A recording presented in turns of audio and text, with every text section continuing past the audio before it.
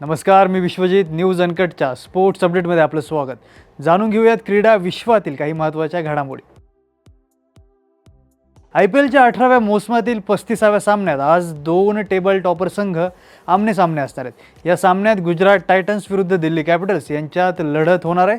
शुभमन गिल गुजरातचं नेतृत्व करणार आहे, तर अक्षर पटेल याच्याकडे दिल्लीच्या कर्णधारपदाची धुरा आहे. दिल्ली आणि गुजरात या मोसमातील यशस्वी संघांपैकी एक आहेत, त्यामुळे दिल्ली आणि गुजरात यांच्यातील सामन्यात क्रिकेट चाहत्यांना रस्सीखेच पाहायला मिळण्याची अधिक शक्यता आहे.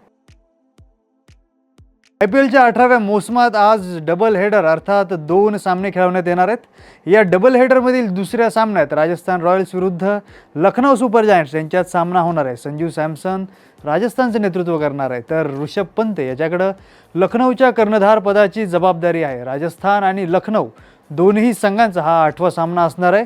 दोन्ही संघांचा गेल्या सामन्यात पराभव झाल्यामुळे आता या सामन्यातून कमबॅक करण्याचा प्रयत्न राजस्थान आणि लखनौचा असणार आहे.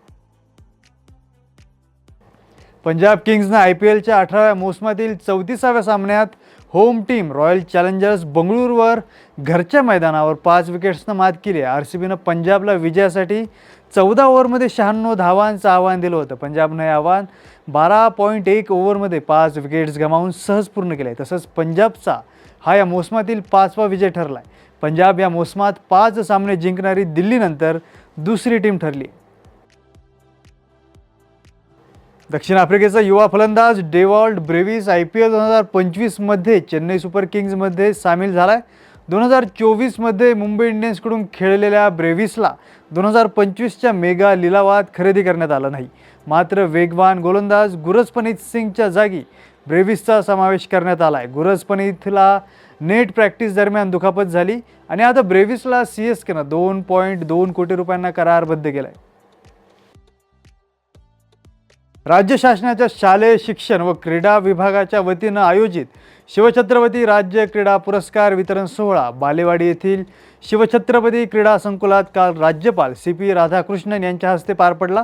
यावेळी मुख्यमंत्री देवेंद्र फडणवीस, उपमुख्यमंत्री अजित पवार आणि क्रीडा मंत्री दत्तात्रय भरणे आदी उपस्थित होते. माजी राष्ट्रीय कबड्डीपटू संघटक शकुंतला खडवकर यांना सन 2023-24चा शिवछत्रपती राज्य क्रीडा जीवन गौरव पुरस्कार देण्यात आला, तर सन 2022-23चा शिवछत्रपती राज्य क्रीडा जीवन गौरव पुरस्कार बॅडमिंटन प्रशिक्षक प्रदीप गंधे यांना प्रदान करण्यात आला आहे.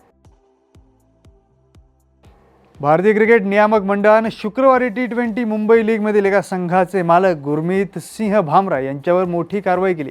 मॅच फिक्सिंग करण्याचा प्रयत्न केल्याच्या आरोपावरून BCCIच्या भ्रष्टाचार विरोधी संहितेचं उल्लंघन केल्याबद्दल भामरा यांच्यावर आजीवन बंदी घालण्यात आली.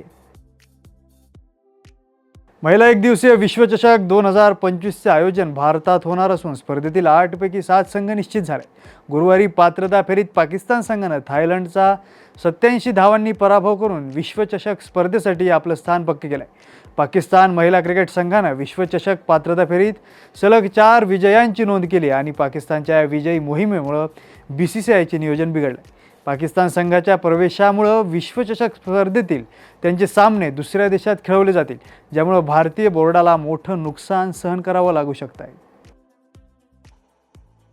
भारतीय क्रिकेट टीमचा माजी स्फोटक फलंदाज वीरेंद्र सेहवागनं क्रिकेटपटू रोहित शर्माबद्दल एक महत्त्वाचं वक्तव्य केलं आहे. रोहितनं मागील 10 वर्षांत IPLमध्ये फक्त एकदाच 400हून अधिक धावा केल्यात. आता त्याच्या निवृत्तीची वेळ आली आहे. निवृत्तीपूर्वी त्यानं यंदाच्या IPL हंगामातील उर्वरित सामन्यात तरी चांगली खेळी करून चाहत्यांना खुश करावं व सन्मानानं निवृत्त व्हावं, असं वीरेंद्र सेहवागनं म्हटलंय. या बातमीसह स्पोर्ट्स अपडेटमध्ये इथेच थांबूयात. पाहत राहा न्यूज अनकट.